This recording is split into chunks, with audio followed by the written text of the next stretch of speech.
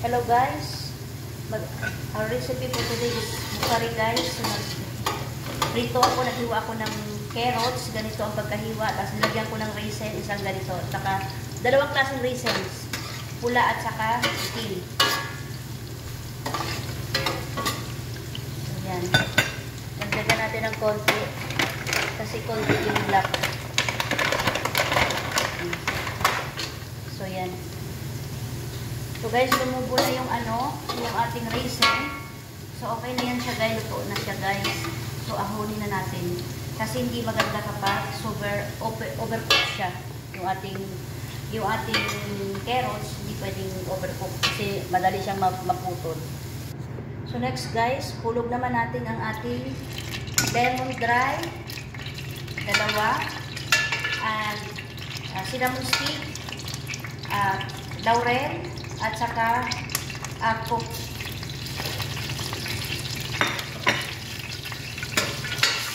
So wala akong star anise.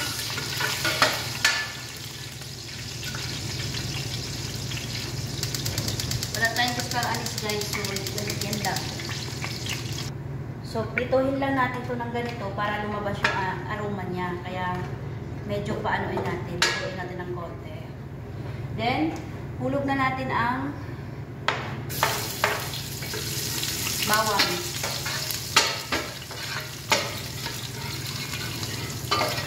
And then onion.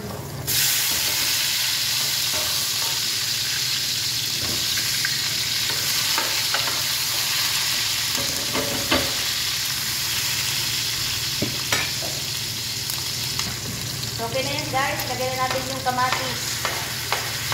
Pati yung ating chili.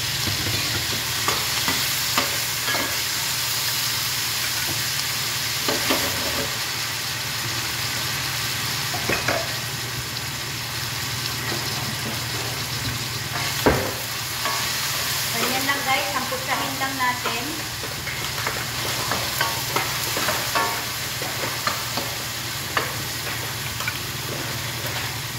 So maglagay tayo ng mga 2 tablespoon lang guys na ganito. Pasta sauce. Then 2 cubes.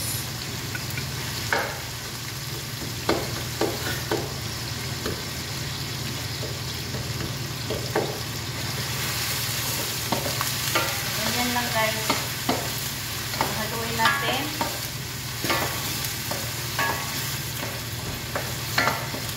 Then hulog na natin yung ating chicken.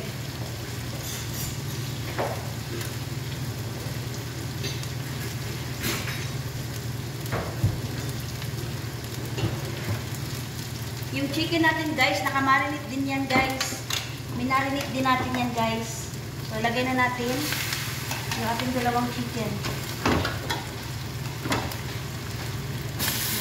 Yan. Nakamarinate din yan guys. So hindi ko na napakita yung procedure guys kasi nagmamadali ako, na late ako guys. Ayan.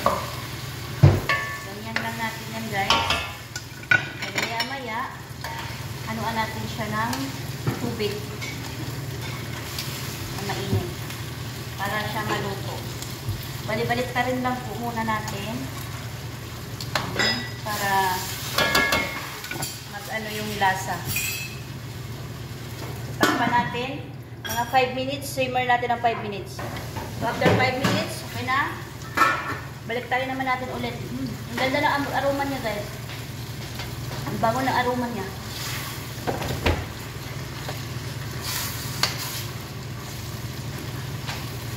Ito ay bukari.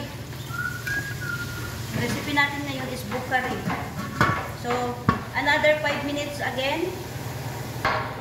So, makalipas ang 5 minuto. Ganito na natin.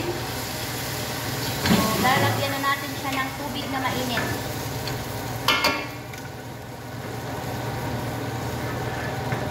Hindi pa mainit yung aking water. So, take your time. So, 10 minutes na siya na natin. Lagyan na natin na tubig para natuloy siya ng gusto.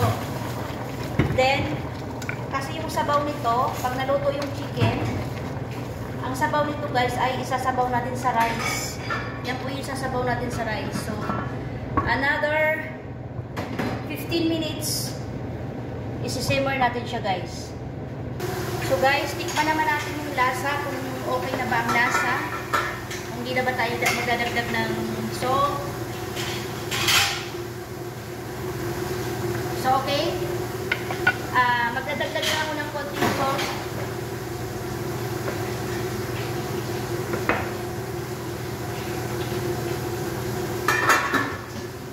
And konting bitchin. So, okay na yan guys. So, guys, maglalagay pala tayo ng pamintang buo. Nakalimutan ko guys.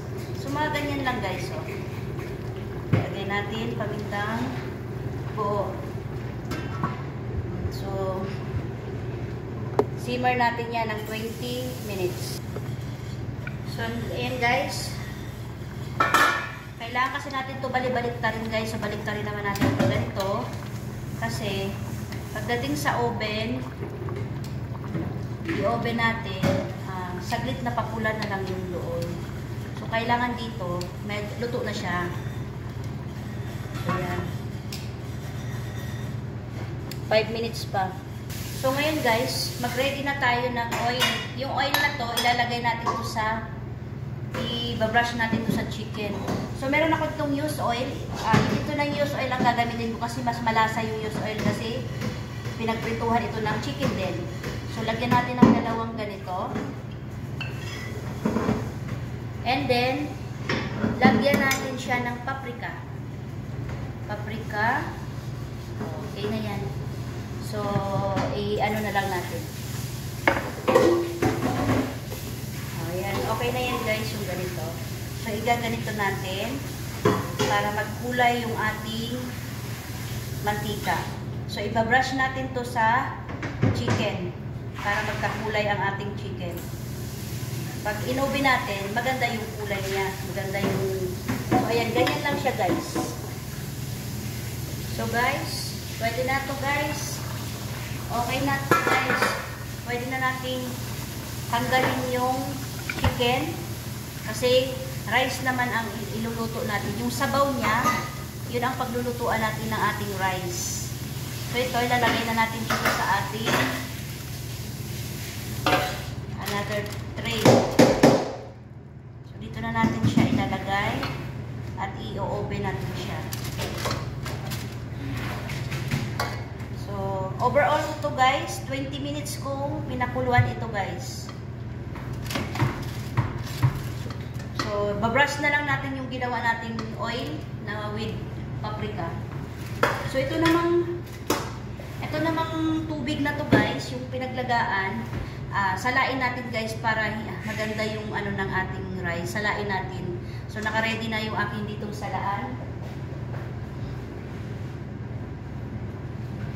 So, salain natin guys. Lagay natin siya dito para ang ating rice ay maganda. Total, yung mga lasa, mga ano na yon, yung mga ingredients na yon, naglasa na rin naman yun kasi napakulo na natin. So, yan. Ang iiwan lang natin itong, ibalik natin yung lemon dry, cinnamon stick, at itong sili na 2 piraso. So, okay na yan guys. So, ganun-ganun tingin muna natin para ano din ang atas pumunta doon sa ano. So, balik natin dito guys itong ating water.